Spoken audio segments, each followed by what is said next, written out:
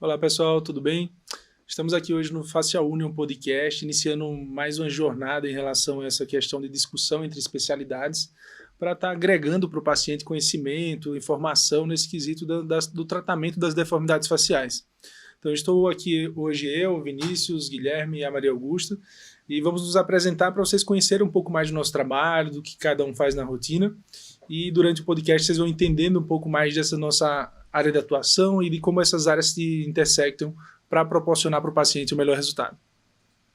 Quer começar, Guilherme? Fica à vontade. Eu sou Guilherme Viana, eu fiz residência de otorrinolaringologia na Unicamp, e aí depois eu fiz cirurgia de cabeça e pescoço, que são áreas muito próximas entre si e também próximas muito com a bucomaxilo também. Né? Eu atuo bastante em consultório, fazendo bastante cirurgia nasal, cirurgia de cabeça e pescoço, e cirurgia com os colegas, buco, né? Várias, às vezes com estética facial junto também. Exato. Olá, eu sou a doutora Maria Augusta, eu fiz faculdade e residência também na Unicamp, e já na residência a gente tem, né, essa área de função nasal, estética, e crânio-maxilo, né, também faz parte do nosso currículo aí.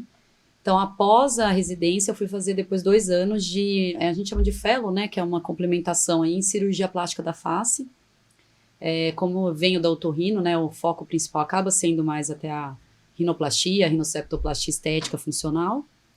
E eu acho que tem eu sempre falo para os pacientes sobre a harmonia da face e tem uma interface bem importante aí com a ortognática, né, porque eu acho que a face precisa, né, dessa harmonia aí em relação ao queixo, então eu acabo fazendo a parte de nariz, né, otoplastia, blefaroplastia, o queixo, algumas vezes a prótese, né, mas não a mentoplastia, então por isso que estou aí hoje com vocês. Perfeito. Bacana, sejam todos bem-vindos aí. Uma breve apresentação para quem não me conhece, mas já acompanha a nossa página aí nas redes. Sou Vinícius, sou cirurgião bucomaxilo, fiz minha residência no Hospital Mário Gatti, possui graduação em odontologia pela Universidade de Cuiabá, e hoje, através da Facial Union, a gente foca muito os nossos atendimentos voltados para tratamento de deformidade dentofacial, dores orofaciais, articulares, né, e cirurgias estéticas da face. Perfeito. Eu fiz residência junto com o Vinícius no Hospital Mário Gatti, então lá a gente teve essa formação ampla, tanto na questão da traumatologia quanto das deformidades faciais, e acho que é de comum pensamento nosso essa escolha pelo paciente de deformidade facial para o desenvolvimento em que a gente lida com a nossa rotina profissional. Então, uma das ideias nossas em relação a esse dia de hoje com vocês é mais para a gente somar esforços em relação a essa conduta multiprofissional, que eu acho que é o que leva para o paciente a segurança, a previsibilidade, porque nunca a conduta, digamos assim, unilateral ou muito centralizada numa especialidade vai conseguir suprir todas as queixas do paciente. Então, isso, lógico, cada especialidade vai tratar um ponto e algumas outras deficiências são agregadas pelas demais. Então, vamos conversando um pouco mais sobre esses temas. A gente fez um cronogramazinho aqui para estar conversando. Então, basicamente, conversando com vocês em relação ao que seriam essas cirurgias faciais, uma introdução a essa temática. Então a face em si eu acho que é, digamos assim, uma das regiões do corpo mais impactantes quando o paciente tem uma deformidade, quando o paciente tem um problema de saúde, que é com a face que a gente se relaciona, que a gente conversa, tem todo o espectro de trabalho, tudo desenvolvido baseado na face. E nesse sentido, é diferente de outras deformidades corporais, o paciente enfrenta inúmeros problemas por conta dessas deformidades, seja ela nasal, seja ela de mandíbula, dentre outros, paciente fissurado. E nesse sentido, a gente tem inúmeras cirurgias, né, Vinícius, que a gente pode tá colocando para os pacientes como possibilidade de correção. Então, em relação a isso, Hoje a gente vem atuando muito com a cirurgia ortognática, né, corrigindo essas deformidades dentofaciais, né, sejam assimetrias, retrognatismos, prognatismos, né, e assimetrias faciais bem severas. E essa cirurgia, a cirurgia ortognática em si, ela tem todo um benefício, claro, na estética facial, com esse reposicionamento dos maxilares, né, mas principalmente um ganho funcional muito grande, né, em termos mastigatórios, fonética, respiratórios, principalmente pacientes retrognatas, né? A apneia do sono A apneia também, obstrutiva né? do sono, exato. Então a gente observa uma melhora da qualidade de vida muito expressiva, né, com esse procedimento nos nossos pacientes, né? Hoje, talvez uma dúvida muito comum assim, dos nossos pacientes, já trazendo um tema mais voltado para a área de vocês, e associado à cirurgia ortognática é sobre rinoplastia, né? Tem muitos pacientes que buscam a cirurgia ortognática e perguntam, doutor, tem como fazer a rinoplastia junto? Não tem? Como funciona essa casuística, né? Hoje, na nossa rotina, basicamente, a gente opta por um processo em 2 etapas, né? Mas existem alguns colegas que fazem no mesmo procedimento, né? E talvez a Maria Augusta consiga conversar um pouquinho mais com vocês sobre esse procedimento em si, essa relação com a cirurgia ortognática. Sim, bom, esse assunto surge também bastante no meu consultório, né? Quando o paciente vem e ele já me fala, meu incômodo é que o nariz é grande, né? Eu sempre tiro uma foto para fazer uma simulação, né? A gente, para entender a queixa, quando a queixa é do perfil. E ali eu já bato o olho, primeira coisa a gente olha o queixo, né? Pra já ver, dou uma olhadinha, né? A gente como vem também da otorrino, quando eu já vejo que é percebo, opa, o terço inferior é pequeno, né? Aí eu já dou uma olhada na mordida, mas eu sempre comento pro paciente, não, eu usei aparelho muitos anos, porque eu comento, o queixo, porque tem paciente que já vem falando, né? Percebe? Mas a maioria não fala do queixo, eles realmente acham que o nariz é grande, quando vem primeiro, né? E eu tenho que, quando eu faço a simulação do nariz, algumas vezes eu dou até uma aumentadinha no queixo, depois que eu mexo só no nariz, para entender que muitas vezes o nariz não é só o nariz que é grande, realmente ele está projetado ali porque a face, né, tem uma atresia de maxila, né, é um classe 2, então eu acho importante porque eles terem essa, né, o visual ali quando eu coloco, porque é comum, às vezes o paciente, você vai diminuindo ali, o nariz diminuindo, muitos pacientes acham, né, que tá grande ainda, ou, né, ter essa... Só que tem aí, é isso que eu acho que ainda tem muitos pacientes vêm com... É como se fosse ainda com uma coisa meio ortognática, aquela cirurgia, né, que é grande, não, eu não vou mexer no cirurgia, ainda tem, acho que a coisa passada, acho que vocês podem falar um pouquinho sobre isso em relação fica com a boca amarrada, fica com, sabe, que conhecem alguém, não vou quebrar, tem que quebrar o rosto todo, assim...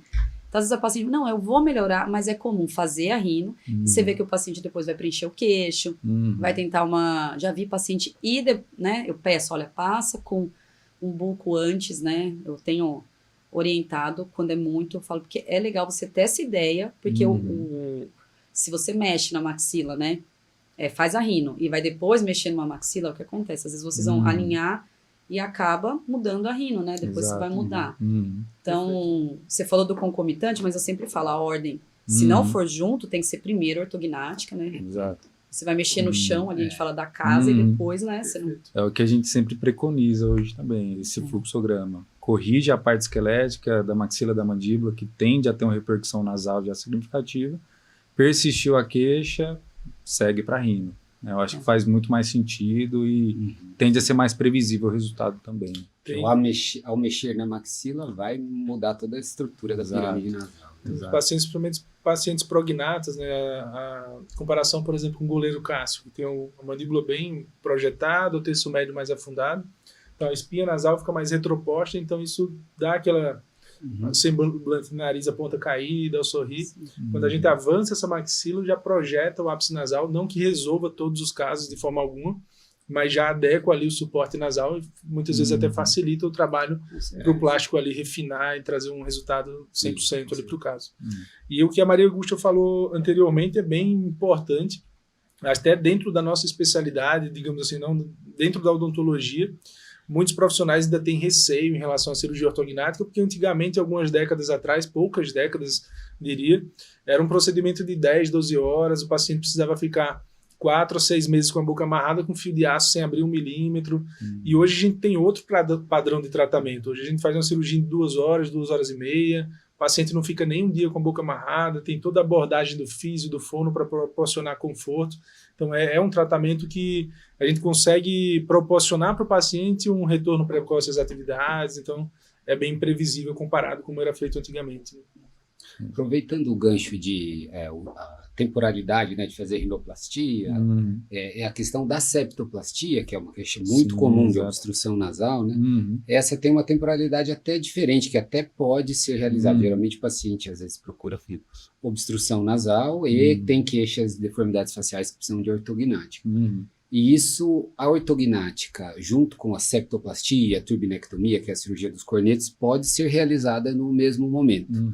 Então, aí geralmente começa com a equipe da buco, que move a maxila, né? Mexe para frente, para trás, e aí o septo vai movimentar a posição dele, e aí depois a gente consegue, na própria cirurgia, já fazer a correção do desvio do septo, fazer a turbinectomia, tudo de uma vez só, aí com um período pós-operatório só, porque o paciente é mais cômodo. Outra situação que às vezes pode até ser realizada, se ele tem um desvio muito grande e está com muita obstrução nasal, pode até ser feita a septoplastia antes, com turbinectomia, e aí depois o paciente vai fazer todo o preparo por ortognática, né? Que precisa de fazer a ortodontia, que às vezes demora, enquanto isso ele já vai respirando melhor. Tudo, né? Já vai ter Teve até casos, Guilherme, que aconteceu de paciente que tinha um desvio muito grande, desvio de septo, hipertrofia de corneto, e durante a ortognática não foi possível, na verdade no início, intubar o paciente por via nasal. Então foi necessário intubar via oral, fazer intubação submentoniana, que é uma cicatrizinha que fica no rosto do paciente,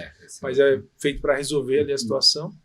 E aí, nesse sentido, também a otorrino ia agregar muito em corrigir esse desvio, se é algo que, digamos assim, impede uma via aérea pérvia para o anestesista conseguir intubar. Né? Com certeza. Principalmente em grandes movimentações de maxila, né, de impacção de maxila, que tende a ter essa repercussão bem significativa em septo, né, em cornetos.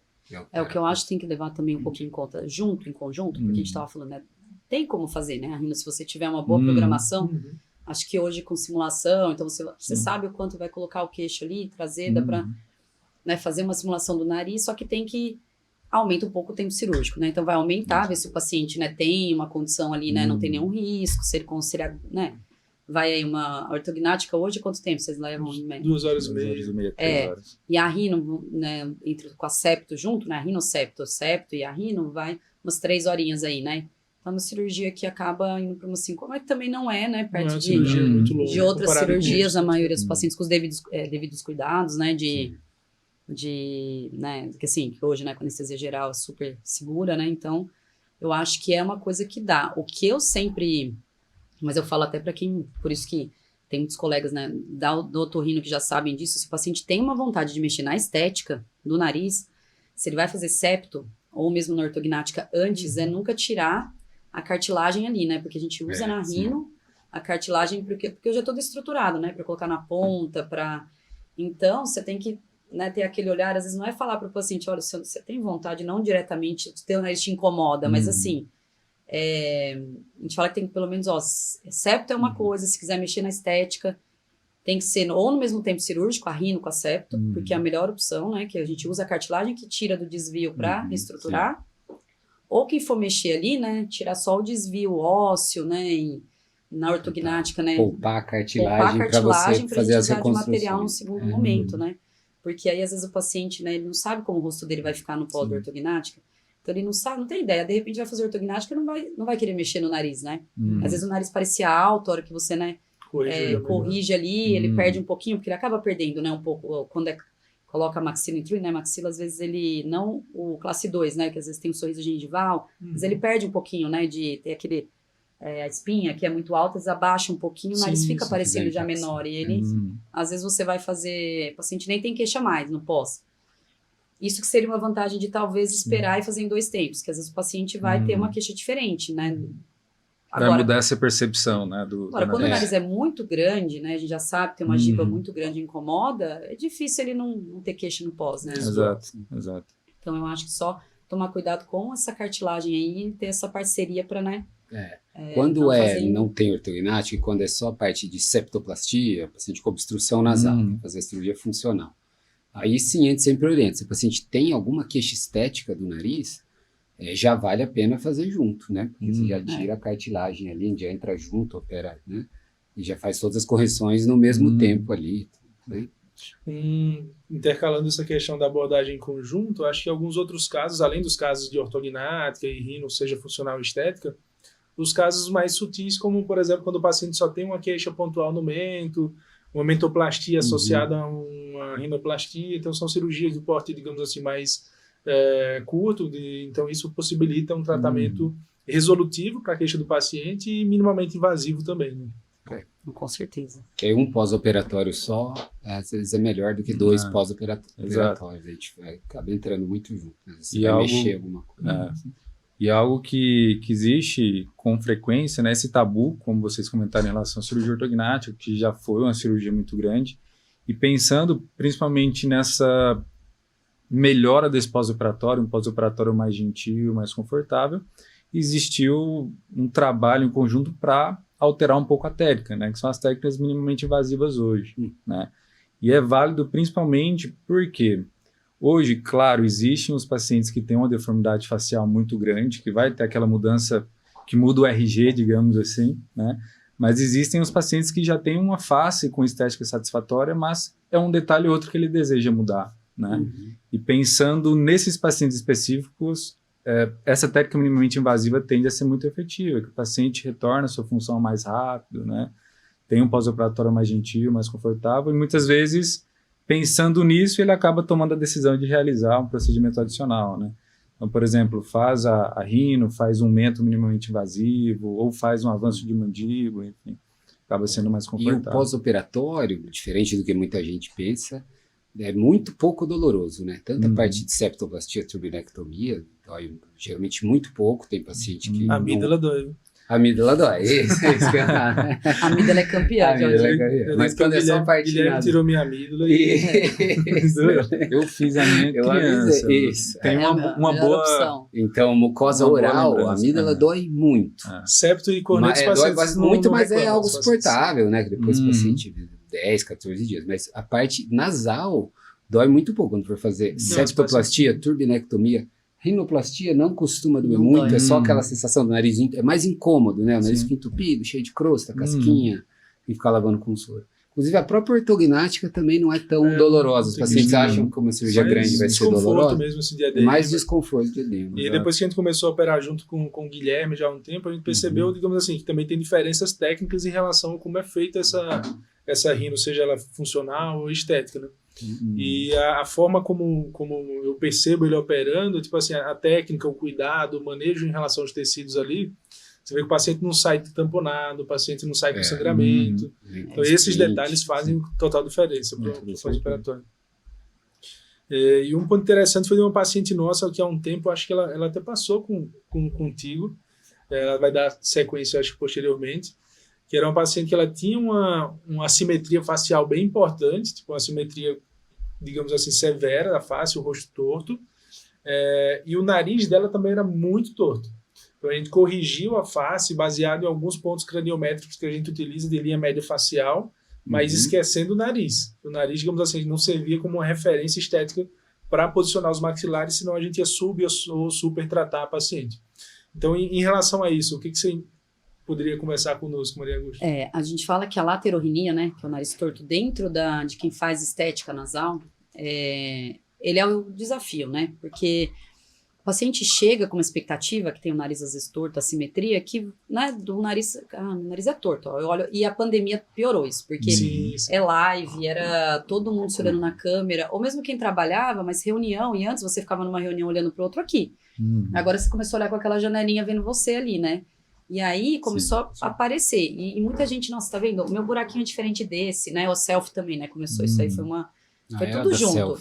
Então aqui é diferente, meu nariz é torto, então vem com essa expectativa. Só que às vezes ele não percebe, e eu peço sempre tomografia da face, né? E às vezes eu mostro isso, às vezes é o seio da face de tamanho diferente. Quando eu tiro a foto de frente, né, certinho, né, como a do RG ali, a sobrancelha tem posicionamento, o lábio, mímica facial. Então a pessoa ficou ali focando no nariz, mas eu sempre tenho que mostrar alguns pontos, porque às vezes tem que ver. Foi um trauma? É só o nariz que está desalinhado? Ou eu tenho, né? Então, assim, uma coisa que eu, né, como otorrino, né, tento, né, paciente sorrir. Então, quando o nariz é torto, sempre peço. Para achar uma linha média, né? Que eu tenho que achar uma linha média para ver se eu for corrigir isso, aonde que eu vou colocar essa ponta, né, do nariz. Porque geralmente, né, a gente fala aqui entre a sobrancelha, mas tem paciente que tem a linha vindo aqui e ele tá com a mordida rodada, todo o rosto para cá. E aí o nariz tá vindo junto. Se eu jogar o nariz para onde eu tô vindo na linha média aqui do supercílio, da sobrancelha, ele, na verdade, vai fugir já da linha média dos dentes. Então, quando a pessoa sorri, ela vai ter... Então, é difícil quando ainda tem a linha média, a pessoa usou aparelho muitos anos, ainda tem uma correção, que muitas vezes o ortodontista vai fazendo ao longo dos anos, eu consigo aí com fraturas, né, várias técnicas, a gente, né, não vai ficar 100% retificado, mas principalmente tem queixa obstrutiva, bem importante. Quem tem nariz torto tem uma... Então, a gente faz a septoplastia extracorpórea, né, que você tira o septo, remonta ali, faz as fraturas e alinha um pouco mais pro rosto. Então, esse fica ainda mais satisfeito, porque, né, ele...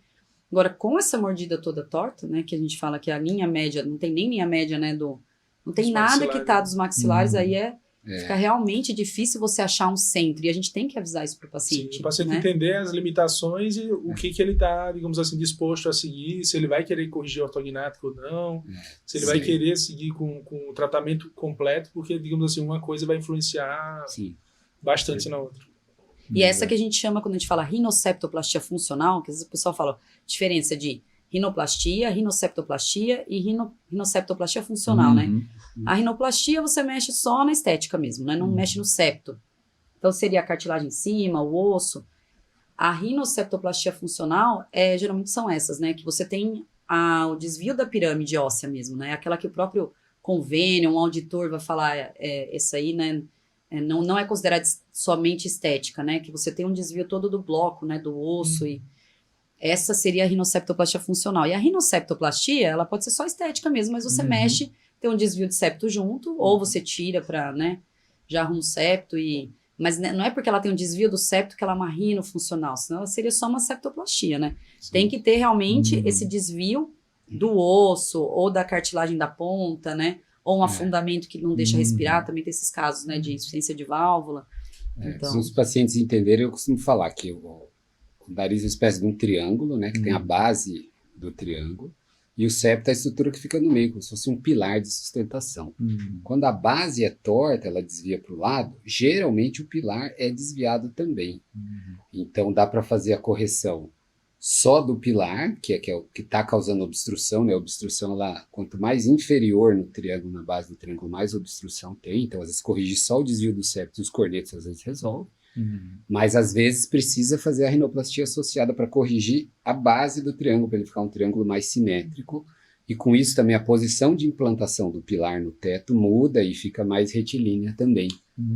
Pensando nisso, até recentemente tem os pilares e vigas da face, de questão de traumatologia, tem o pilar vomeriano, que é um dos recentemente classificados. E em relação a essa questão de trauma, o que vocês entendem, assim, que é uma área que o buco em alguns hospitais trata, em alguns hospitais otorrino, acho que, digamos assim, as condutas e os resultados são semelhantes, mas varia de cada um, digamos assim, a visão. Só quando extrapola a nossa área de atuação, quando é um paciente de sequela. Então, até amanhã a gente vai estar conversando no simpósio de trauma do Veracruz sobre a oportunidade do trauma de face. Qual o momento ideal? Então, em paciente de sequela de trauma, paciente que sofreu uma fratura há 6 meses e agora procurou para tratar com vocês em relação a essa sequela, o que muda em relação a um paciente que tem uma alteração congênita para um paciente de traumatologia severa, às vezes com componente de fratura nóia ou de componente mais... Tem a janela de ossificação, que é super importante, né? Então, quando ele sofre um trauma recente, nasal, né, de rinoplastia, então a estrutura ainda não ossificou, como se ele tivesse quebrado a parede óssea, e aí você tem um tempo de 1, 2 semanas, depende do seu protocolo, para você retificar e colocar no local. Porque o osso quebrado, depois de 2 semanas, ele começa a se ossificar e consolidar. Então se for mexer na urgência de reposicionar, quando tem um trauma muito importante, né, de acidente de carro, de moto, não um acidente mais importante, você tem essa janela de oportunidade para fazer. Se não faz na janela, se esperou, por exemplo, 1 mês, geralmente já vai ter ossificado, aí já precisa fazer uma rinoplastia mesmo, aí você precisa fraturar novamente para colocar no lugar, né? É sempre um desafio maior, né? Então você tem essa janela de oportunidade aí de 1, 2 semanas, tem vários protocolos diferentes em relação a isso, né? Nós falamos um pouquinho sobre a amígdala, né? Talvez seja uma das opções de tratamento aí para ronco, né? Para quem atende a ter uma melhora respiratória também. Meu ronco melhorou. Melhorou. Então, da apneia do sono, né, o ronco existe. O ronco é quando o ar passa num espaço estreito na via aérea e causa vibração dos tecidos. E ele pode ocorrer em vários andares da face. Então, eu falo nos meus pacientes, o primeiro ponto é o nariz, seja por desvio do septo, hipertrofia de corneto. Aí lá atrás, na rinofaringe, o paciente pode ter adenoide, né? Adulto é mais raro ter, mas pode ter. O segundo ponto, geralmente, é palato mole e amígdalas. Então, está bem indicado quando o paciente tem uma amígdala muito grande. E o terceiro, e às vezes para a apneia, o mais importante, geralmente, é a base da língua. Então, que é lá atrás, principalmente a hora que o paciente deita de barriga para cima, a mandíbula cai e relaxa, os tecidos moles da faringe, a língua, cai e relaxa, é aí que obstrui a via aérea, é aí que ronca mais, e principalmente a apneia. Então, se a gente vê uma apneia moderada, apneia grave, eu sempre falo dos pacientes, somente resolver o nariz não vai, operar o nariz não vai resolver por completo a queixa de apneia, porque a gente melhora a primeira porta de passagem, mas a terceira porta lá atrás ainda continua obstruída. Então, a gente precisa, paciente de ronco, apneia, a gente precisa fazer uma avaliação olhando, examinando, ver posição do queixo fundamental, né? Paciente retrognato tem um espaço na base da língua muito mais estreito. Fazer exame de nasofibro, que a gente consegue ver esses 3 pontos, né? Ver nariz, ver amígdala, palato mole, se ele é posteriorizado, se tem um estreitamento ali, e base de língua. E aí, dependendo de aonde o paciente tem mais obstrução, a gente propõe o tratamento, né? Então, cada região tem seu tratamento possível, né? Então tem que ver caso a caso. Isso é muito comum. Do local da obstrução. Comum o paciente chega no consultório, às vezes com uma língua muito grande, às vezes acima do peso, um pescoço volumoso, e fala, eu quero operar o septo para melhorar meu ronco. E não é o que vai resolver, né? Então, assim, o primeiro ponto de obstrução, dá para fazer tratamento para rinite, que ajuda bastante na obstrução. Se tiver indicação, fazer cirurgia de septo e cornetos. O ponto número 2, existe a cirurgia do ronco de vulvopalato-faringoplastia ou faringoplastia lateral para aumentar esse espaço, junto com a amidalectomia, que aumenta no segundo ponto. E aí o terceiro ponto, que é a base da língua, que geralmente para ronco é um dos mais importantes, temos basicamente 3 opções, né? O paciente que está acima do peso ajuda muito a perder peso, fundamental. Quando a gente engorda, eu falo assim, engorda em pescoço, a língua fica mais volumosa, então isso diminui a musculatura do pescoço, fica mais volumosa e ela colaba com mais facilidade, então perder peso ajuda. O segundo opção de tratamento para a base da língua são procedimentos para mexer na estrutura óssea, seja aquele aparelho intraoral de avanço mandibular, né, que vocês fazem, seja só para segurar a mandíbula, não deixar ela cair, ou às vezes até para fazer um avanço, que ele usa aquele aparelho móvel, né, à noite, ou ortognática, que aí é uma das únicas cirurgias que às vezes cura a apneia do sono mesmo, né? Paciente que tem indicação e é retrognata, a ortognática cura. E a outra opção, quando o paciente, geralmente apneia grave, paciente mais idoso, o paciente muito acima do peso, às vezes tem indicação clara do CPAP, né? Aquela máscara que joga ar sob pressão e não deixa a faringe colabar. Então, aí tem que ver caso a caso, né? Enfim. Sim. O posicionamento dos maxilares, né, faz total diferença nessa tomada de decisão também, né?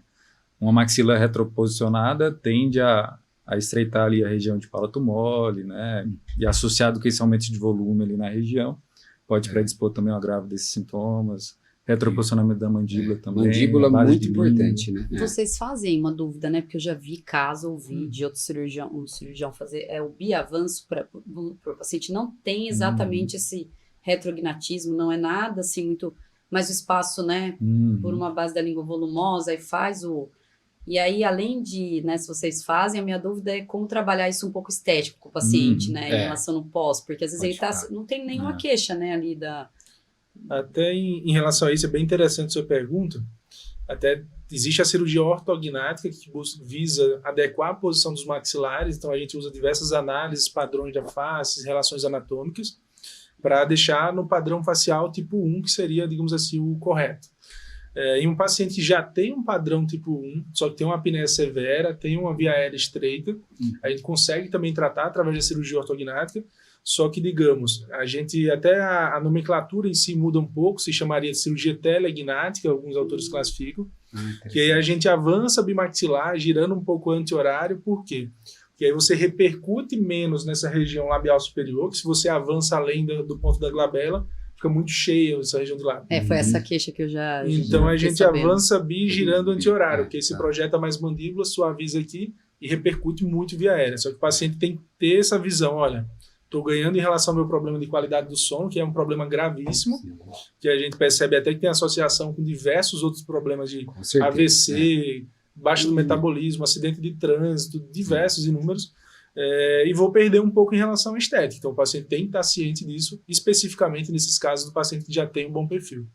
A apneia do sono é doença multifatorial, né? Então tem a ver com base óssea, que aí a ortognática resolve, tem a ver com músculo, tônus muscular. Conforme vai envelhecendo, a musculatura vai ficando mais flácida, mais complacente. Naturalmente. Então, por isso, às vezes quem usa calmante ou mesmo bebida alcoólica, né? Por Ronca isso que, mais. por isso que todo paciente, às vezes vem o paciente com a esposa do lado e fala, quando ele Dia que toma bebe, cerveja, ronca muito que eu não aguento. Que causa um relaxamento maior da musculatura, ela colaba mais e gera mais ronco. Então tem a parte óssea, a parte de tônus muscular, a parte de volume, né, de estruturas, volume de amígdala, volume de base de língua, estreitamento por tecido mole também. Então, às vezes, tudo isso precisa realmente ser tratado, né? E a polissonografia é um exame bem interessante, né, nesses casos, para a gente avaliar essa qualidade do sono, né, tempo de sono REM, sono não REM, quantidade de episódios obstrutivos, hipopneias, né? Para o público que está ouvindo, a polissono é fundamental, inclusive ela muda a conduta, né? Uma coisa é um paciente que só tem roncopatia leve, que é um tratamento muito mais leve, assim, essa roncopatia não necessariamente ela precisa ser tratada, e aí a outra coisa é paciente com apneia leve, moderada ou grave. A apneia grave, igual o Antônio falou, tem vários estudos que aumenta risco de AVC e infarto. Então, por isso é uma doença que deve ser tratada mesmo. Você deve insistir para o paciente para ele tratar. Então, por isso que tem que a polissono é fundamental. Ver o grau de dessaturação, se o paciente que dessatura mais é mais grave do que o não dessatura. Não, e ela faz até diagnóstico diferencial, que eu já tive conhecido assim, eu falei, faz a polissono, que acordava, né, sem ar à noite. Polissono totalmente normal era crise de ansiedade, na verdade, né? Então a gente também tem que, às vezes, ela ajuda, porque você vê que tá tudo certinho, né? Mas aquele despertar ali não tem a ver com nenhuma saturação, obstrução, é realmente, né, só refluxo, o paciente às vezes pode ter refluxo e acordar com muito incômodo na laringe, e aí acorda meio com uma sensação de sufoco, pode também ser refluxo. Nem sempre mas geralmente a gente dá para até ver na cara do paciente, às vezes, vem com a esposa, fala que ronca toda noite, a acompanhante fala, né, engasga à noite, faz pausas, sufoca, né, pausa respiratória, durante o dia o paciente às vezes fica com sono. Problema de memória é muito comum em quem dorme mal. Essa é uma característica bem marcante, né? Essa sonolência diurna. Sim. Né? São pacientes que muitas vezes chegam ali no consultório, enquanto aguarda a consulta, cochila. Né? Uma característica bem comum. A gente toma muito café para compensar, você fica tomando café o dia inteiro. Né? Ou tem o risco de acidente de trânsito também, tem um monte de repercussões. Né? Essa questão da apneia é uma área bem importante e até às vezes subtratada, porque as pessoas às vezes não veem de fato como um real problema de saúde. É que é a longo prazo, né? Ele é lá na frente. Às vezes como algo engraçado, exatamente, algo caricato, então não é algo que é muito comum, né? Se trata. Um homem acima de 40, 50 anos, um monte de gente ronca. Tipo, se você estiver em casa no domingo à noite, tiver uma dor no peito esquerdo, você vai procurar um tratamento, você vai no hospital ver o que está acontecendo. Mas dia a dia, todos os dias, você sufocando ali durante seu sono, as pessoas geralmente não dão muita importância como deveria. Entendeu? E é algo que a gente observa até na rotina, talvez você possa confirmar também. Chegam muitos pacientes jovens, né, que têm retrognatismo ou birretrusão. Quando a gente avalia o exame desses pacientes, a via aérea é muito estreita. E quando a gente fala isso para a mãe ou para o acompanhante, é até uma surpresa, né? Não sabia que isso poderia impactar na respiração, né? E pensando a longo prazo, com o envelhecimento, principalmente com a perda de tônus muscular, tende a agravar mais ainda. Exatamente. Então, é algo que a gente precisa trabalhar desde o início, mas desde o princípio, o mais cedo possível. E pensando nessa questão do paciente mais jovem, tem uma área que intercala também com vocês, a questão do paciente com a síndrome de respiração bucal. Sim, com certeza. Quando vocês acham que, digamos assim, tem que ter uma terapia interceptativa? Quando que há um tratamento necessário em relação a isso? Porque às vezes ele é a base de todos os problemas. O paciente que fez ortognática com 20 e poucos anos, em vários casos, né, ele foi um respirador bucal, né, que tem aquela síndrome típica, fica o lábio superior encurtado, dente superior para frente, retrognatia, face alongada, maxila retroposicionada. Então, geralmente por obstrução nasal, né, primeira infância, principalmente por hipertrofia de corneto e hipertrofia de adenoide. Então, criança com hipertrofia de adenoide, começa o primeiro pico de crescimento lá do tecido linfóide da adenoide com 3, 4 anos e o segundo com 6, 7. E aí essa é a hora de intervir, né? Então, o que os pais devem observar? Se a criança fica de boca aberta o dia inteiro, ronca toda noite, né? Roncar quando está resfriado, normal, né? Mas a criança que ronca mesmo sem estar resfriado, a gente faz tratamento de rinite, vê, né? Exclui outros diagnósticos. E principalmente a criança que se fica o dia inteiro de boca aberta, ela vai ter alteração no desenvolvimento da face. O palato fica ogival, o nariz fica mais estreito, e aí altera, inclusive vai gerar desvio do septo mais para frente. Geralmente tem giba, né? Porque Giba, só da boca alta empurra, né, o septo para cima. E até um dos fatores de crescimento dos ossos da face é também a pressão gerada nos seios maxilares. Então, se o paciente que é respirador oral, ele tem menos estímulo para esse crescimento dos ossos maxilares. Fica Para o palato abaixar e ficar na posição normal, ele precisa respirar pelo nariz. O fluxo de ar pelo nariz faz o palato abaixar e ficar. Agora, acho que é uma coisa importante para lembrar, assim, né? Acho que é importante para quem tá... Isso é muito comum no consultório. Você opera o nariz, né, do respirador oral, ou ele... Não sei se acontece com a ortognática, ele fala, eu ainda tô respirando pela boca, né? A minha mãe falou que à noite eu abro a boca para respirar. Sim. E tem uma colega que foi da Paulista, que fez um estudo e falou que na idade adulta, você corrigir a obstrução nasal, ela pegou uma série de casos assim, todos continuaram respirando. Se você não fizer um fortalecimento com fisioterapia, fono, porque a questão é que você ficou muitos anos, né, com a boca aberta, então a musculatura de baixo é hipotônica, né, então não adianta só você tirar a obstrução, se na hora de relaxamento, a hora que a pessoa está estudando, assistindo um negócio ou dormindo, ela abre, porque é automático, programar, né? Essa tem que... É outro comando. O nariz está livre, mas aquilo ela não usou por muitos anos, né? Então... A memória muscular igual vício de postura, de coluna, a mesma coisa. A pessoa tem toda a musculatura já condicionada para ficar numa certa posição. Então, existe todo um trabalho muscular, né? De você voltar à posição normal. O paciente ter a consciência de fechar a boca, usar o nariz para respirar, né? Então precisa de fono, ou inclusive é muito comum o paciente que tem indicação de ortognática, que às vezes só quer fazer o nariz, aí você corrige o nariz está pérvio, mas não consegue fazer selamento labial, trás, né? Não tem o selamento labial, precisaria do avanço da mandíbula para ter esse selamento labial mais adequado e conseguir fechar bem a boca. E essa abordagem multidisciplinar faz toda a diferença, com certeza, essa abordagem com fono, com físio, enfim, otorrino, buco. Porque na nossa área a gente tem também essa questão da memória muscular como um detalhe importante, principalmente nos casos de uma deformidade facial mais severa, seja de assimetria ou um retrognatismo severo. Imagina você corrigir os ossos, mas toda a musculatura aderida ali tem uma memória de décadas daquela pessoa. Então ele tem que tratar no pós com refinamento com físio, elasticoterapia, que é o uso de elásticos para ir relaxando essa musculatura e adequando esse componente muscular ao novo padrão da face do paciente também. Com certeza. Uma outra área que é muito comum, né, a associação da nossa especialidade com a de vocês, é em relação a zumbido, né? Tem muitos pacientes que chegam no consultório com DTM, que tem associação com o zumbido, né? Sim. Às vezes passam primeiro com vocês. Principalmente otalgia, né? Dor de ouvido, o paciente... são várias causas para dor de ouvido. Pode ser uma otite média, né, que é dentro do ouvido. Pode ser uma otite externa, na pele de fora do conduto. Pode ser uma disfunção da tuba auditiva, que deixa o ouvido meio tampado, abafado.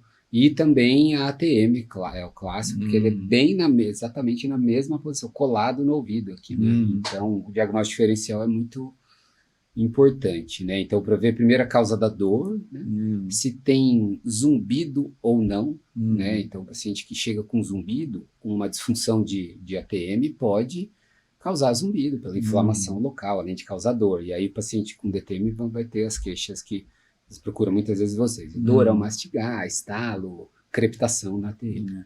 Eu acho que o principal seria diferenciar, né? Passem primeiro com otorrino, veja se não tem causas otológicas. descartando essas possíveis outras causas, a gente foca na DTM, né? No zumbido somatosensorial. Né? E o exame padrão ouro mesmo para vocês é a ressonância magnética de ATM? Para quando disfunção você quer, interna, disfunção, sim. Ressonância e a tomografia, né? Ressonância a gente consegue avaliar a dinâmica ali do disco, o processo inflamatório, e a tomografia a gente volta mais para desgaste, né? A presença de osteófitos, uma remodelação, degeneração articular bem grande. Tá. Né? O zumbido, né, tem várias causas, né? A principal que a gente precisa descartar, paciente com zumbido, é perda auditiva. Exato. A maior parte de zumbido é causado por perda auditiva. Aí tem outras causas, como disfunção de ATM, uma infecção aguda pode causar zumbido, né? Abuso de cafeína, paciente muito ansioso, quem toma pré-treino, energético, essas coisas também pode causar zumbido. Também. Até teve um paciente recente que eu te encaminhei. Ele tinha uma queixa de zumbido e apareceu nos exames que ele realizou uma alça classificação, eu te mandei, acho que alça vascular, né? Isso.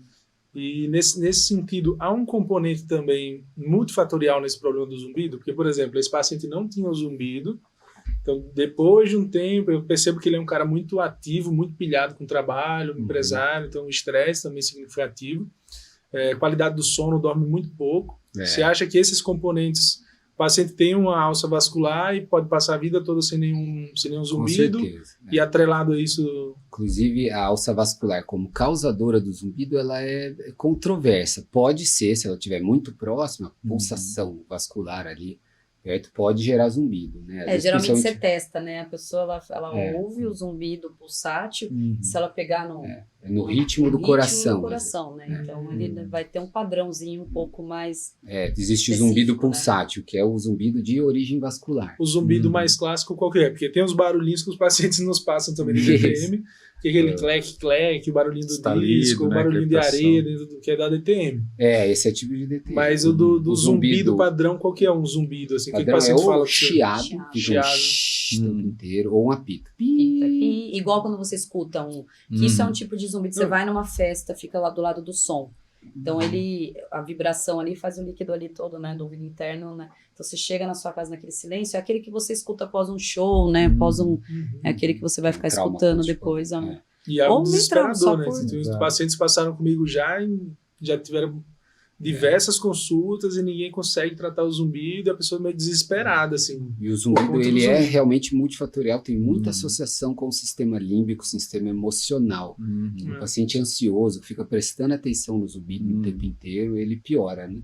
Eu costumo falar para os pacientes assim, nosso cérebro ele tem um filtro que ele presta atenção em vários estímulos e ignora vários outros. Né? E ele amplifica, né? Na verdade, o zumbido, às vezes a gente amplifica. A grande questão do zumbido é essa, amplifica. Se o paciente está ansioso, nervoso, preocupado com o zumbido, fica prestando atenção o tempo inteiro, o zumbido piora.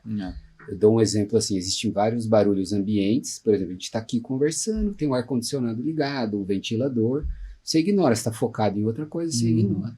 Quando o sistema límbico gera um sinal de alerta para o zumbido, mesmo que seja um barulho muito pequeno, o paciente amplifica isso. Então, o tratamento do zumbido, o principal é isso, é o paciente se acostumar para tornar o zumbido como se fosse um barulho ambiente, um ventilador ligado, que você não... Isso para quem tem perda auditiva, tudo. Claro, se é DTM é outra coisa, né? Não, é interessante até no zumbido somatosensorial não ligado à perda auditiva, né? A gente sabe que tem decorrência de hábitos parafuncionais de bruxismo, apertamento.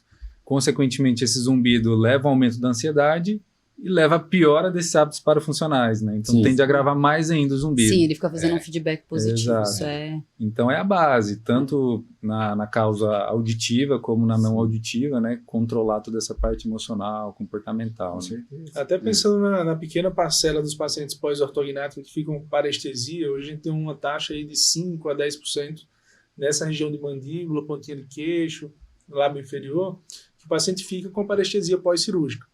E geralmente essa parestesia, grande parcela dos pacientes, dos que ficam, esquece. Não é algo que muda o dia a dia, o que atrapalha.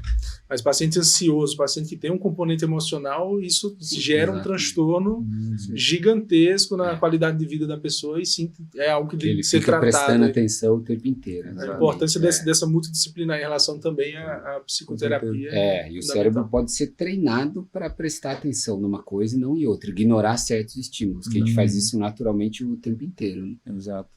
E hoje, quais exames, por exemplo, são padronizados para a gente investigar um pouquinho mais essa questão do zumbido? O paciente passa em consulta com vocês, qual o protocolo inicial?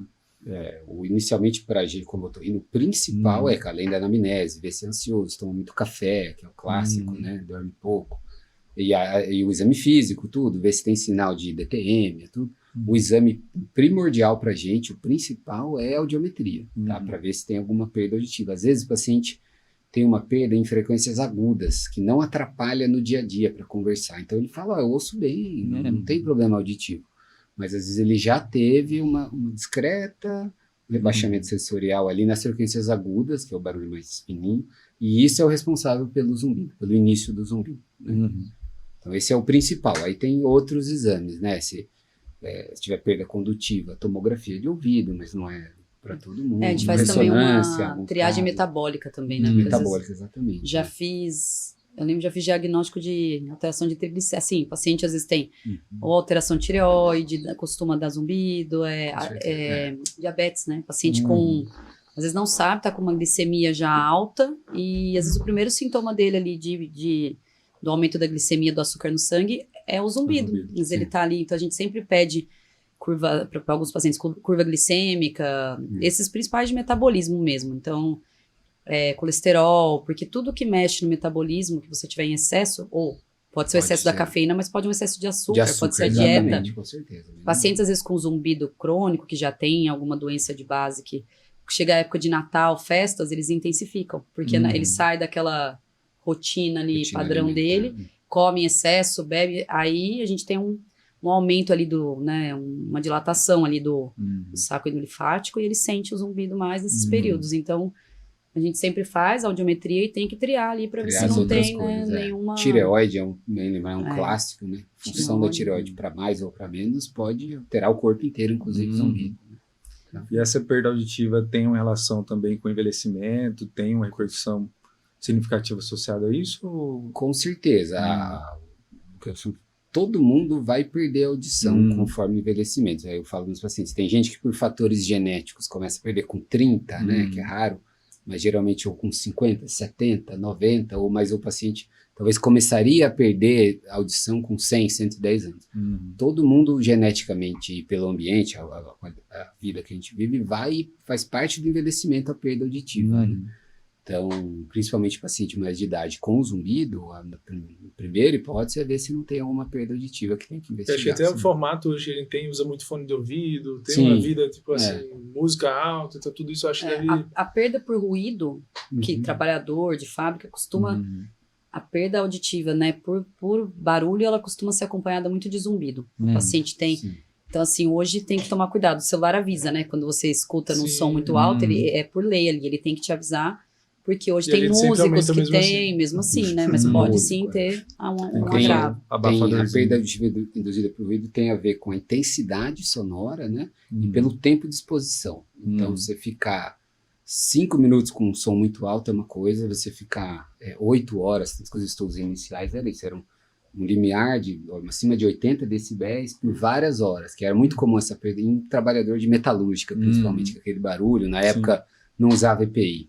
Agora, com o uso de EPI, isso diminuiu bastante. Mas aí, surgiram os fones de ouvido, né? E aí, quem faz abuso de fone de ouvido muito alto por muito tempo. Né? Se ficar um pouquinho, geralmente não vai ter problema, mas se usar por muitas horas a fio com barulho muito alto, pode gerar perda auditiva e zumbido também.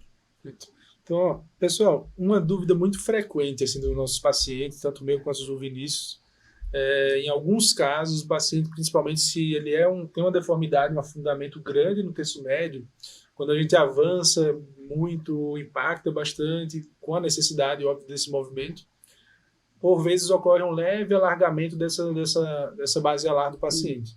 O que vocês geralmente indicam nesses casos?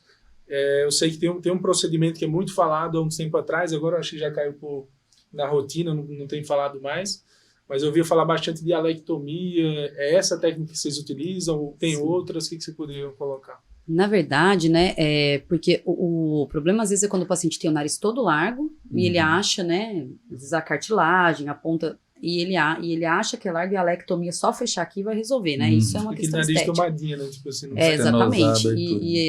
E agora, isso é muito frequente mesmo, né, no ortognática, às vezes ter um paciente já veio, o paciente assim, ele abriu meu nariz pós. O que eu faço sempre é, primeiro, eu vejo se tem sustentação, porque às vezes abriu, e tem que ver se vai ser indicado só a alectomia isolada, que isso é para você fazer até com anestesia local, né? É um procedimento simples, né? Que tira realmente de cada lado a pele ali, né? Uma quantidade de pele, fecha ali com pontinho, né? Uma recuperação rápida. Mas se ele abriu e o paciente não tinha um septo muito longo, e aqui, né? Ele realmente, toda a estrutura tá um pouquinho baixa, só fazer a alectomia, às vezes ele pode continuar achando, então às vezes você tem que realmente levantar a ponta, né? Esticar, que é como ele falou, eu já penso como se fosse um circo, né? Que a gente fala que tem a tenda, né? No meio você tem do lado o tecido todo. Se você diminuir aqui no meio, ele vai abrir. Então às vezes você tem que devolver ali uma certa altura. Porque era o planejamento da maxila, mas nem sempre o nariz suportou abaixar ali. Se já é um nariz de tensão muito alto do respirador oral, até legal. Que às vezes aquela narina bem afilada, fechada, ela abre um pouquinho, isso melhora. Agora, quando o nariz já era um pouquinho baixo, mais o paciente, porque a gente tem muita miscigenação, né, no Brasil, então a gente tem pacientes com nariz alto, mas com pele muito grossa, que geralmente é característica de quem tem nariz mais baixo, e a gente tem também isso, às vezes pessoas que são respirador oral, mas, né, não tinha uma cartilagem tão alta, né, e aí aquilo, pela genética, né, um respirador oral às vezes pode ser de origem asiática, né, um japonês ou índio, né, que às vezes ele já tem aquele nariz mais baixo, e aí ele vai realmente desabar um pouquinho, abrir, e aí só a alectomia, então tem que avaliar se porque eu já tive paciente que chegou e era mesmo, achou que fosse só uma alectomia. É difícil indicar isoladamente a alectomia, né, eu acho que na maioria das vezes tem que realmente dar uma reestruturadinha na ponta ali, também ver qual que é a queixa, se o paciente não, é só isso mesmo que me incomoda, o resto... E também, né, dá para fazer primeiro a alectomia, isso daria fazer em 2 tempos. Se o paciente falar, não, continua achando meu nariz, né, aberto, aí faz a rima, E o né? inverso, teve um paciente que eu atendi esses dias, que a narina dela, eu acho que não vai dar nem para entubar, se é muito estreita, sabe? Tipo assim, parece uma vírgulazinha na vertical. A gente tem uma máxima, assim, na rino hoje, né, quando a gente faz, que a alectomia é o último passo da rinoplastia, né? Porque você levantou primeiro a ponta, aí você tá ali no final, você olha, né, e tem uma medida, né, estética, né, seria, né, as asas nasais, elas têm que estar ali entre a medida mais ou menos do olho, né, do olho, mas ela tem que estar nessa distância intercantal, se você passar uma linha. Quando passa dali, em geral, o paciente se olha e acha que tem alguma coisa, né, que tá maior ali. Só que quando a gente olha ali no final da cirurgia, tá inchado, às vezes a gente fala, na dúvida, não faz, né? A gente fala, porque é um procedimento simples, você faz até com o local. Achou que tá muito no limite para não ter esse risco de fechar demais. Porque fechar é fácil. Abrir, existe o enxerto composto, que geralmente a gente pega, né, de cartilagem de orelha, que você pega um pouquinho da cartilagem com a pele, e aí você faz né, corta de novo ali e faz um degrau para abrir mesmo, né? Tem que... Se for só excesso de retirada de pele. Agora, se afundou aqui em cima, após a rinoplastia, tá fechando por aqui... É tipo aquele nariz, quando a pessoa respira, tipo, ele baixa. Pensa, isso é a válvula. Aí, de repente, se foi de uma cirurgia antiga de rino, tirou muita cartilagem, você tem que devolver a cartilagem. Se tiver septo, a gente usa septo, senão, às vezes, né, cartilagem de orelha não é tão forte para isso, ou até enxerto de costela, né? Que a gente tira ali a parte cartilaginosa da costela para reestruturar, devolver. Você imita de novo a cartilagem, porque ela abre de novo, né, esse tecido aqui, que é a válvula, né? Que antigamente, quando faziam a cirurgia da ponta para afinar, que era até técnica fechada, há muitos anos, eles achavam que essa cartilagem não servia para nada, né? Que era só para deixar o nariz gordinho. Então, eles iam lá e tiravam quase toda ela, passavam um ponto, inchado, ficava legal, né? Fininho. Quando ia passando e retraindo, ele pinçava. Que esse que é o perigo. Eu falo que o nariz que está muito fino de imediato, ele a longo prazo pode ser um nariz que realmente perde, né? Com o envelhecimento já acontece, né? A gente já perde, né, colágeno, sustentação de cartilagem, então já vai afundando um pouquinho. Se você tira muita cartilagem, a chance, né, de fazer uma insuficiência de válvula, né, e pinçar, né, parece que tá com um pregador aqui, aí tem que realmente abrir e reestruturar, né? Então tem que tem que ser muito cauteloso porque às vezes o paciente fala, não, eu ainda tô achando largo, mas não pode esquecer, né? Porque às vezes a estética hoje é importante para o paciente, daqui 10 anos ele pode achar que agora é a minha respiração. A gente vê isso, né? O paciente hoje te fala, não, mas se eu não respirar, eu tô feliz porque eu quero isso aqui fino, mas, né? Não é assim, né? Tem que ter essa conversa porque tem limites, né? Para fazer um refinamento aí que não dá, né? A gente tem que tomar cuidado. Exato. Acho que já teve talvez um assunto até mais polêmico, né? Acho que teve um boom da alectomia há um tempo atrás e a gente observou muitas complicações associadas a isso, né? Aquela estenose da válvula ficou muito colabada, muito fechada, né? E talvez seja uma dificuldade para ter uma resolução efetiva, né? É uma coisa muito.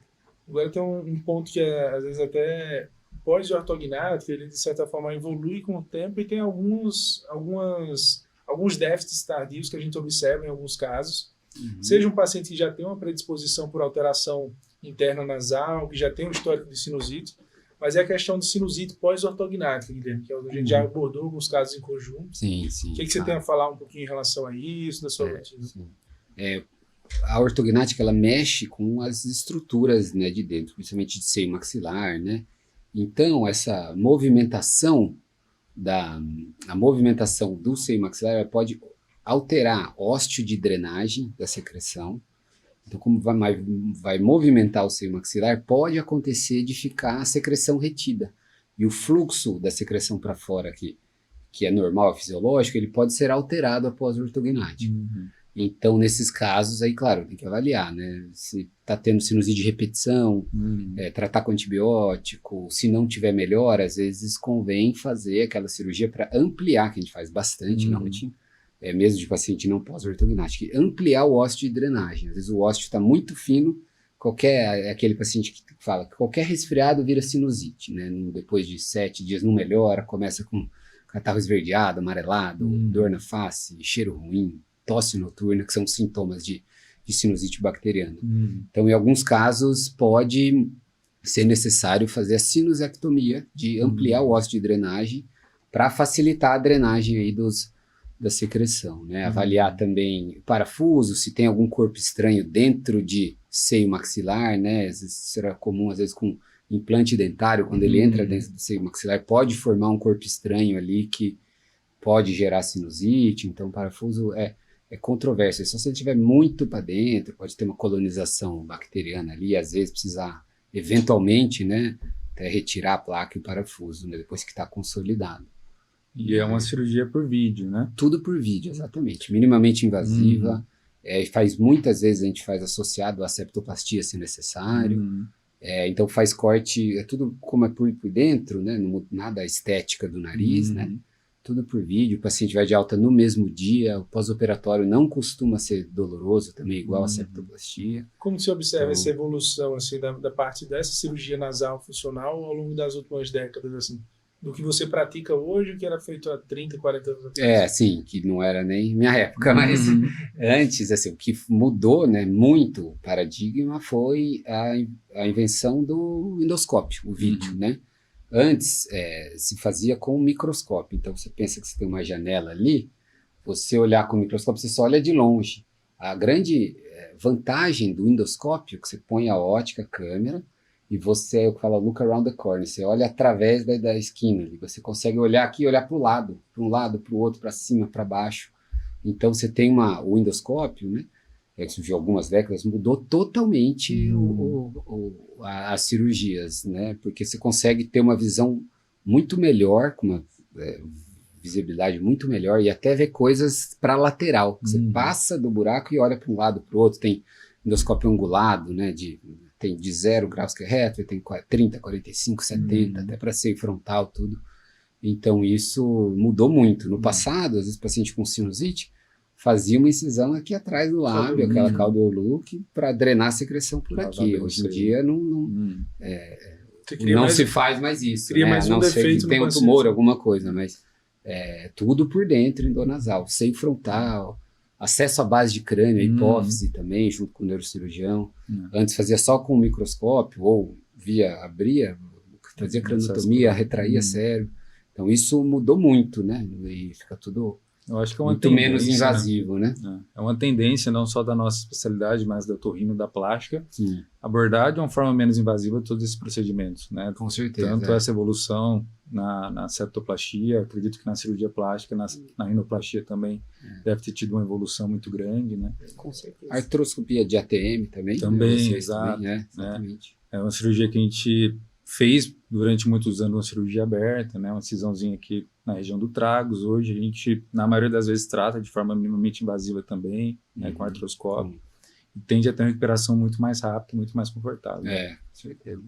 E pensando em relação ao que a gente trabalha aqui hoje no Brasil, o que vocês fazem de cirurgia estética ou funcional nasal, o que vocês percebem que há de novo, diferente, o que há em evolução hoje no mundo, o que vocês acham que vai ser realidade daqui a 10, 20 anos? Bom, dentro da cirurgia nasal, eu falo porque o Brasil, ele mexe, o Brasil é um país que mexe muito com estética, tem muito paciente, então acho que a gente está até... No topo, né? Referência. Com certeza. Eu falo que eu operei uma paciente que com 14 dias ela foi para a Alemanha lá, e ela morava lá, e ela falou que ela passou por um otorrino só para limpar a crosta. E ele ficou, nossa, que legal, e ficou olhando, né, porque a recuperação em 14 dias, e ela não tinha rosto, porque eu acho que a gente aqui no Brasil faz muito, hoje aqui, que já evoluiu piezo, motor, a gente, né, as fraturas... A Turquia também tem muito paciente, faz muito, né? A única coisa que na rino mudou um pouco é isso. Hoje tudo caminhando para uma rino mais preservadora hoje. Então tentar abaixar o dorso sem abrir, né? Sem ficar raspando aqui em cima e abrindo todo o osso, né? Sem tirar muita cartilagem, é estruturada. Então isso que tá sendo agora o que mais se fala. Rino preservadora e voltando a não tirar algumas coisas que estavam tirando até 5 anos atrás, né? Então agora... Tem algumas coisas na nossa área que a gente percebe que em alguns países já tem engatinhado nessa direção, seja cirurgia robótica, navegação intraoperatória com tomo, customização até em excesso em relação à guia de corte, guia de osteotomia, guia de posicionamentos maxilares, que a gente usa, 3D, mas na verdade é um guia dentário. Hoje a gente posiciona o dente baseado em toda essa análise da face para reposicionar os ossos. Mas tem lugares que as pessoas já fazem um guia para posicionar a parte óssea, guia, a placa customizada, então já está seguindo outra vertente. Para reconstrução, né? O robô tem usado um pouquinho agora para, né? Robô para ronco, né? Para algumas cirurgias de ronco, robô, na mas área não faz grande diferença. Otorrino e cabeça e pescoço tem se feito o robô. Para otorrino, quando a cirurgia é endonasal, que a ótica entra, o robô, por enquanto, não agrega muito, porque já é um orifício que existe. Então, talvez no futuro, tem muitos dados, às vezes para a base do crânio, você coloca um robô com um ultrassom Doppler na ponta, para detectar, não, aqui está o vaso, aqui está a carótida, eu vou fugir daqui. Né, para otorrino, para ronco, tem se feito cirurgia para a base da língua. Seja para tumor, né, que era a indicação clássica do robô, porque o acesso lá para a base da língua é muito difícil, né? Antigamente fazia mandibular split, né? Abria a mandíbula, abria lateralmente para acessar a base da língua, né? Ou tumores grandes a gente faz, né? O acesso tendo que acessar via mandíbula. E hoje em dia, para a base da língua, o robô tem ajudado nesses casos que são raros. Inclusive para a apneia do sono, a tonsilectomia lingual, né? O paciente que tem a amígdala lingual muito posteriorizada, dá para fazer cirurgia com o robô ali para tirar. Ainda não é muito, o robô ainda não é algo que faça total diferença igual outras áreas que a gente vê como cirurgia abdominal, ginecológica, cirurgia urológica, que já o robô é algo que facilita muito o acesso do cirurgião.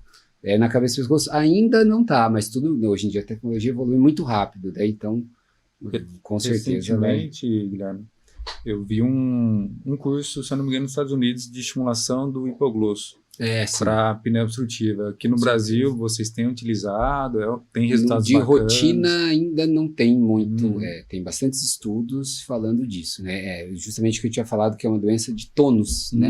A musculatura fica hipotônica e relaxada. Então, existe implante no hipoglosso para fazer eletroestimulação da língua e ela ficar com tônus maior. Com tônus maior, ela vai cair menos para trás e vai tratar a apneia. Então, tem isso para a pessoa usar durante a noite. Tem, inclusive, alguns aparelhos que você usa durante o dia. Tem muito trabalho disso, de você treinar a musculatura lingual, ou com fono, físio, né, que faz esse treinamento para sua língua ficar mais forte mais tonificada, igual a musculação mesmo. E aí ela vai ter mais tônus. Tem inclusive um aparelho que faz eletroestimulação, que você usa na língua por 20 minutos durante o dia, que ele já faz essa eletroestimulação. Então isso também é outra área de avanço importante aí, né, para sono. E em relação, Maria Augusta, ao refinamento pós-ortognático, o que você acha que é bacana, por exemplo, tem pacientes que têm queixas múltiplas em outros segmentos da face até, então tanto na ROF quanto de próteses customizadas ou próteses implantáveis, nesse sentido de refinamento, o que você poderia... Eu acho que hoje, né, o mundo do preenchedor invadiu, né? Acho que o preenchedor invadiu o mundo, né? E o pessoal vê como uma coisa, às vezes, né? Nossa, preenchido, mas tem hora que acho que vai ser, né, legal, porque você faz um avanço, mas nem sempre. A pessoa pode ter uma atresia ali de maxila que às vezes um preenchedor vai ajudar, né? Eu acho que não é tão invasivo. Você, paciente, mas vai sair. Mas, né, eu acho que você já fez toda aquela alteração, né? Já fez a ortognática, às vezes já fez até uma rino, e tem que ver se não tem que, de repente, avaliar outras coisas da face, uma bléfaro, né? Às vezes tem uma assimetria de supercílio que você consegue com uma fronto assimétrica, né? Se você, né? Às vezes o paciente tem uma alteração de face grande, você consegue, né? Isso é mais até quem tem paralisia, né? Mas a gente faz muito. Mas você pode erguer um lado menos que o outro, ou uma hipotonia de um lado que você consegue, isso para pacientes mais velhas, né? Até fazer um mini lift, né? Mas que você consiga melhorar, né? O contorno facial, porque o preenchedor vai até uma certa idade, né? A gente fala que algumas flacidezes, assim, até 40 anos, senão você começa a ter que colocar muito volume para esticar aquela pele aí. Começa aí que perde a mão, perde a naturalidade. Então tem hora que vai ter que ser a faca, que a gente brinca, né? Tudo tem um limite, senão você começa a preencher, você fica tudo, né? Mas eu acho que para paciente jovem, que às vezes tem uma pequena assimetria, né? Já vi paciente com queixo, né? Às vezes uma pontinha de um lado, às vezes é uma coisa, né, que sutil que você consegue melhorar. Às vezes na ortognática faz o avanço aqui, né? A gente no envelhecimento também fica um pouquinho para dentro, consegue colocar um pouco de preenchedor, refinamentos, né? Que eu acho que vale a pena, né? Às vezes o paciente tá ali incomodado, né? No primeiro momento, depois que desincha. Há quanto tempo vocês veem o paciente, o edema, assim, da ortognática, um ano, assim, o grosso? A partir de 6 meses já tá 6 mais meses já. Porque no começo tem esse edema, né? Que vai, depois ele começa a perceber algumas coisas. Um mês já tá com um edema bem discreto, mas aí vai refinando, né? Esse refinamento que vai possibilitar uma análise para refinamento da cirurgia plástica, por exemplo, após 6 meses, é interessante. Para rino também, um tempo prolongado, né? De edema. O nariz é um edema, mas ali os 6 primeiros meses, mas eu falo que se for ainda definição da ponta, aí vai até 9 meses, um ano, né? Pra gente ver as estruturas ali. Resultado final mesmo. Resultado final, com certeza. Ou mesmo o nariz, que acaba sendo realmente uma queixa que pode só surgir depois da ortognática, né? Então tem que avaliar ali, na hora que tiver sem edema mesmo, pra indicar, né? Uma outra área muito bacana, né? Que a gente consegue somar esforços ali também da bucomaxilo, da plástica, do otorrino, são na cirurgia de feminização facial, né? Em pacientes transgênero, tende a tornar essa face mais delicada, seja com a rino, seja com outros procedimentos. Enfim, é uma área muito interessante também. Sim, a gente já tem uma procura dentro da rino, né? Às vezes paciente que deseja, né? Já lá no HC de São Paulo tinha um ambulatório, né? Lá que eles faziam, né? Passavam por todo o processo, né? Para fazer a modificação de sexo, às vezes, então assim, eles tinham que ficar alguns anos e era muito comum, às vezes, serem encaminhados como interconsulta para fazer rino, né? Porque tem essa coisa do nariz feminino, apesar de que hoje mudou muito, a gente falava nariz padrão masculino, você nem usa mais muito isso, que tem homens, às vezes, que quer um nariz menor, independente, né, da orientação sexual, mas assim, a questão de feminilizar vem muito com isso, o nariz mais curvo, mais delicado, empinado, né, então para deixar a face mais, né, compatível, mas como de repente, né, teve a testosterona agindo ali por muitos anos, a gente vê que tem uma mandíbula às vezes, né, mais forte, uma glabela, né, então o paciente ele... Cartilagem tireoide proeminente também, que é uma cirurgia. O nariz ele vai ajudar muito, mas como você fala, a face às vezes precisa, então eles começam às vezes procurando até pelo nariz, que é uma coisa que já impacta, mas muitos comentam mesmo aí da mandíbula ou que é... Da bossa frontal ali, né? Sim, com certeza, que é diferente. Vocês têm bastante procedimentos, né, disso, para feminização facial, né, que vocês estão fazendo. A face como um todo, a gente tem diversos achados, diversos pontos que diferenciam um gênero do outro, se for pensar do ponto de vista físico. Mas a cirurgia em si tanto possibilita feminilizar o rosto, quanto deixar mais masculino, mais forte. Então, essa questão da adequação do gênero para o padrão facial é interessante e sempre vai intercalar o otorrino, a cirurgia plástica. Então, a gente tem essa rotina que possibilita para o paciente entender o que ele busca, entender de uma forma, digamos, humanizada, específica, para proporcionar para ele um resultado assertivo nessas queixas. Esqueci de falar, a gente falou dos procedimentos pós, botox, né, você falou da musculatura, muitas vezes ajuda, né, que às vezes o paciente, ele tem, né, um sorriso que ele puxa mais de um lado, né, elevação, porque eu lembrei que até o botox, às vezes, para feminilizar, né, quanto a gente levanta, que às vezes não quero que pareça muito feminino, né, por causa da angulação de supercílio, né, mas a gente usa também, às vezes, como uma forma de simetrizar melhor a face, né, e deixar ela, né, isso é uma coisa que ajuda aí no pós-procedimentos. Bom, pessoal, então foi muito bacana, né, esse bate-papo aqui com vocês, né, acho que a gente só tem a agregar fazendo essas discussões, né, essa abordagem multidisciplinar realmente faz toda a diferença na visão completa do paciente, né, a gente não pode focar só na nossa área e negligenciar outras áreas, né, acho que realmente faz todo sentido essa comunicação entre as especialidades, né. Com certeza. Então, agradecer também. Logo mais essa gravação vai ao ar aí e a gente aguarda, tipo assim, vão ter perguntas, os nossos seguidores vão mandar mais dúvidas. Quem sabe aí mais à frente a gente faz um segundo momento aí para esclarecer dúvidas do pessoal. Assunto nessa área que a gente atua não vai faltar, a gente vai conversando e trazendo informação para o público, que é o mais importante. Eu queria agradecer o convite, né? Porque realmente eu falo que a satisfação do paciente estética, pelo menos na minha área, ela depende muito do paciente entender isso, que a face, se ela tiver alguma desarmonia que não dependa só no nariz, não tem. E não tem como resultado, quando associado à ortognática, é o melhor resultado. Se tem uma disfunção, fica ótimo e o paciente tem que perder esse medo, né? De realmente, quando eu falo, vai avaliar, que eu sei, né? Que aquilo vai fazer uma grande diferença, porque o paciente, eu vejo que ele não está gostando e até onde eu posso ir, né? Perfeito. E acho que tanto a parte estética que você comentou, como a parte funcional, com certeza, né? A face é área de atuação de vários profissionais diferentes, então essa conversa, agradeço muito, foi muito rica, né? Pra gente falar diferentes pontos de vista, né? Para a função, e cada profissional vai conseguir ajudar de uma maneira, né? Que a sua especialidade, que a sua formação traz.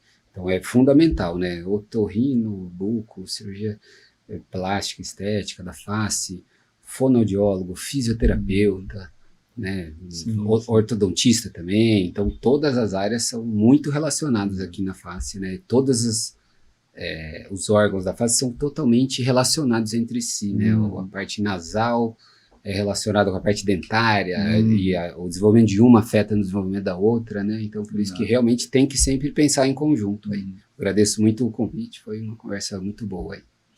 Exato. Um abraço, pessoal, até o próximo. Abraço, até mais. Tchau, tchau. Tchau, tchau.